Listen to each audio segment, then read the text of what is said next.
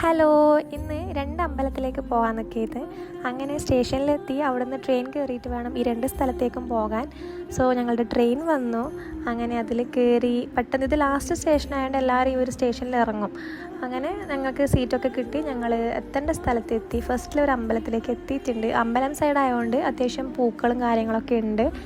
ഇതാണ് അമ്പലം. ഇതിൻ്റെ പേര് വന്നിട്ട് കൊച്ചു ഗുരുവായൂർ എന്നാണ്. എല്ലാ ദൈവങ്ങളുടെയും പ്രതിഷ്ഠ ഈ അമ്പലത്തിനുള്ളിലുണ്ട്. സോ ഉള്ളിൽ നിന്ന് ഫോട്ടോ എടുക്കാൻ പറ്റില്ല. അതുകൊണ്ട് ഞങ്ങൾ തൊഴുത് പുറത്തിറങ്ങി നെക്സ്റ്റ് സിദ്ധിവിനായകയിൽ എത്തിയിട്ടുണ്ട്.